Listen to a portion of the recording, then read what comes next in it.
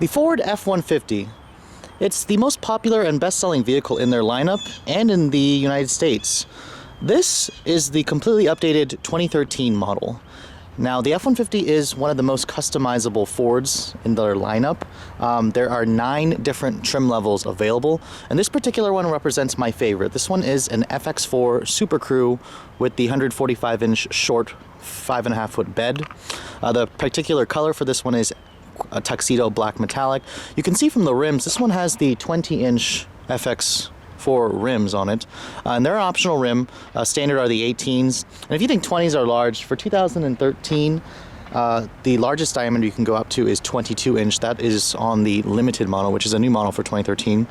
You can see with the FX4 essentially adds are the blacked out, paneling, the blacked out grille, the darkened finish taillights and headlights.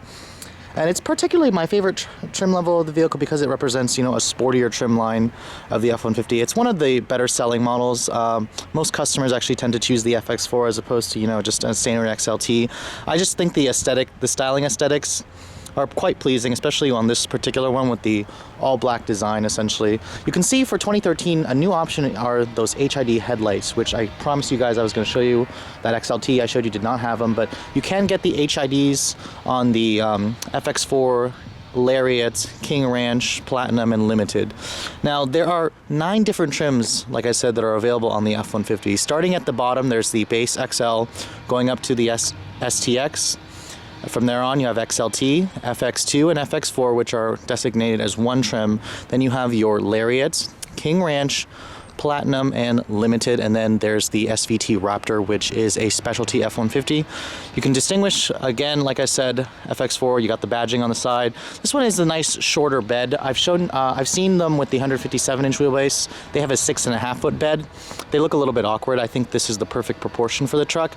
If you want an 8-foot bed, however, you're going to have to go for a Super Duty. The F-150 is not available with an 8-foot bed with the Super Crew configuration. If you want to go for the regular cab or Super Cab, which is the half door or the no doors in the back, they are available with the 8-foot bed. Coming to the window sticker of this particular one, it's a pretty much fully loaded FX4. You're looking at 51,450. And because there are 9 trim levels, Ford has kind of reshuffled the options group, starting at 100A going up to 900A. FX4 is smack in the middle. 402A represents the highest option group. It gives you the HID headlights in addition to everything else you're seeing there. This one also has the EcoBoost engine upgrade, navigation, moonroof, 373 locking rear end, max trailer tow package, and the 20-inch wheels and the tailgate step. The EcoBoost with all-wheel drive, or four-wheel drive, I'm sorry, is rated at 1521 or 17 combined. Go for the 5.0, it drops to 1419. You can distinguish an EcoBoost model from the badge on the side.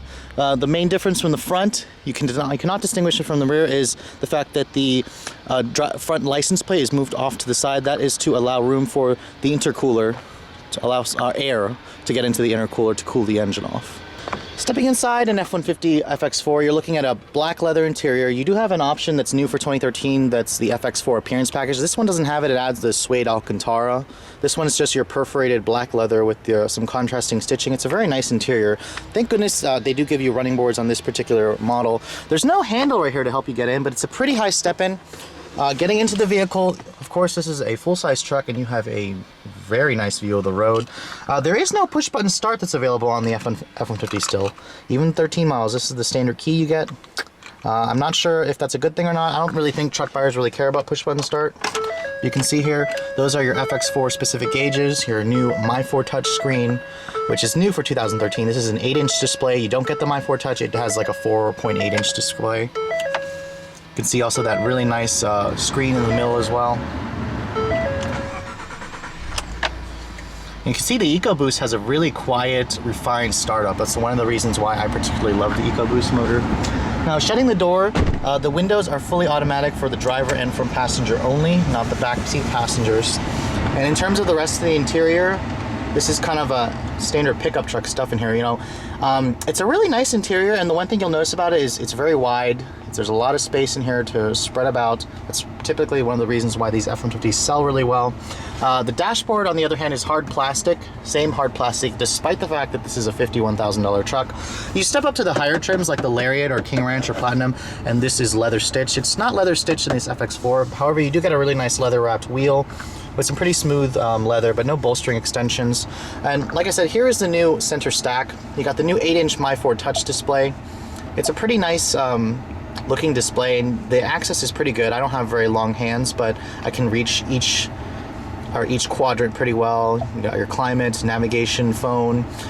It works pretty well, and I'm glad that Ford left the hard buttons for, you know, radio controls and then your climate control. That is very important for pickup truck buyers because most of them are actually wearing gloves and they don't want to have those stupid touch sensitive buttons like in the other Fords. I like the floor shifter on this particular model. 6-speed automatic transmissions are standard across the board for every engine. The glove box in here is actually on the small size and it's not damped, but Ford makes up for that small glove box with a generous center console that can pretty much fit a laptop computer, and you have your sync USB and your auxiliary ports in there and your power port. You have some additional storage on the top of this console here.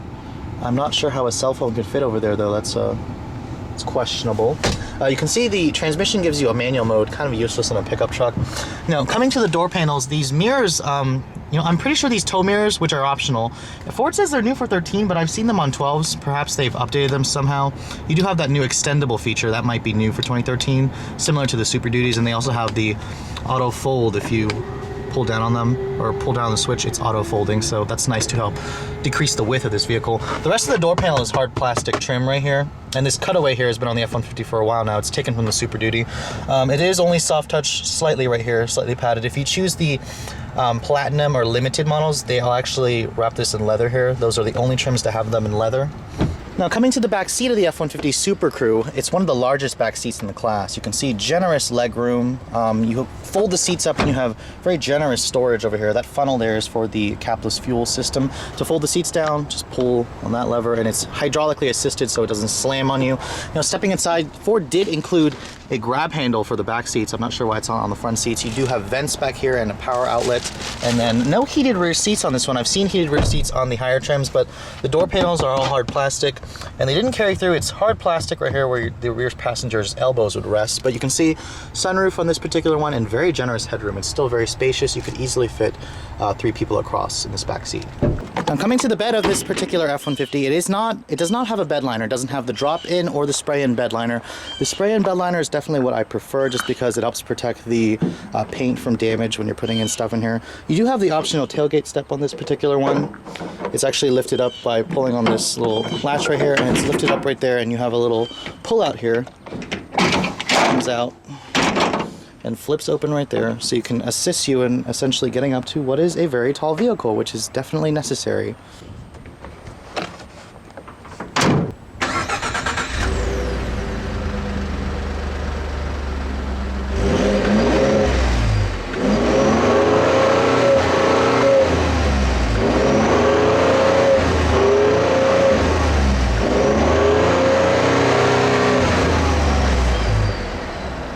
Now, under the giant hood, you'll actually find a somewhat smaller engine. This is Ford's 3.5-liter twin-turbo V6, their EcoBoost engine. It's actually been selling, you know, over 40% of buyers actually choose the EcoBoost over the 5-liter V8. It makes more power than the 5.0, 365 horsepower and 420 foot-pounds of torque. That torque number is really what sells the EcoBoost. The only criticism that, you know, I can come up with is this doesn't have that V8 sound that a lot of truck buyers want, but who really needs it when you got this much power? I'll show you guys how it drives with the EcoBoost, and you'll understand why it is selling almost at 50% in terms of the V8 models. 2013 F-150. As popular a vehicle this is, I know there are people out there that still have never test driven one. So let's take a look at how this EcoBoost model drives. Like I said, really quiet startup. It's one of the reasons why I like this vehicle. It's beeping at me right now because I have low gas. 6-speed automatic, only transmission available. Don't even think about asking if an F-150 is available with a manual transmission. Okay, so those of you who are afraid or think that you could never drive a pickup truck that is of this size caliber, it's actually not as bad as you think. But then again, I'm pretty used to driving any other car. But Ford actually does a pretty good job with masking the size of this vehicle, and trust me, it's a huge vehicle. If you're, you know, planning to use this car to just drive in the city, don't use it for just the city. It needs wide open spaces.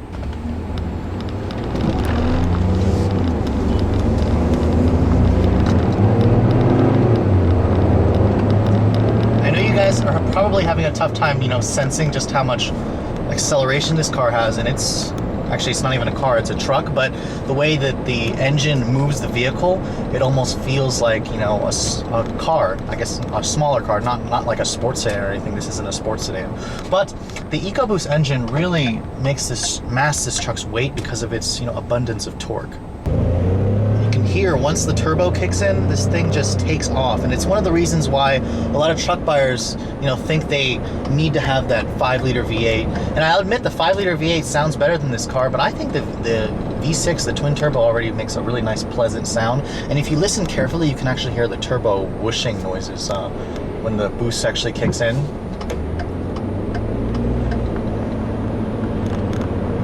Now, in terms of the handling and the ride comfort is a perfect 10. I would easily give the ride comfort on this vehicle perfect scores. The seats are really good. They're comfortable.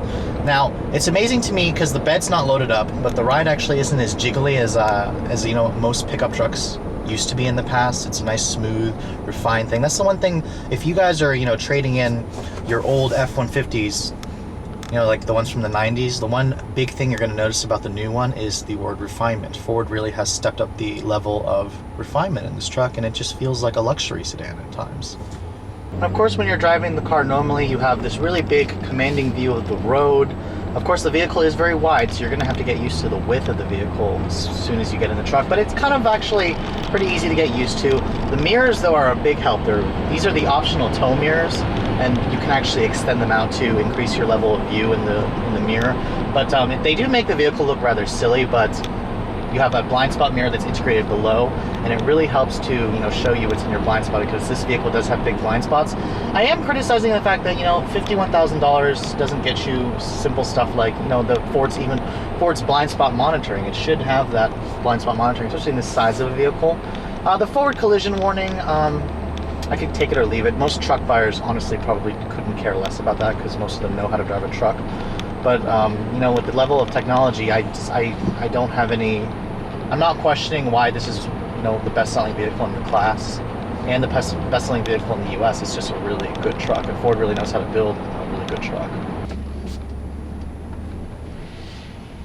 Now, of course, the turning diameter is not the smallest. This is a really big truck, but you can feel that 420 foot-pounds of torque. This thing has the strongest pull of this engine is in the mid-range, and it really shows. This thing just kind of takes off, and the quietness with it is just unbelievable. So anyways, if you guys are in the market for a brand new full-size truck, and you had your eye on an F-150 in the past, wasn't sure, take a look at the 2013 model, because I think you guys would be really sold on this 2013 model. But anyways, guys, thanks so much for watching. I'll catch you guys later.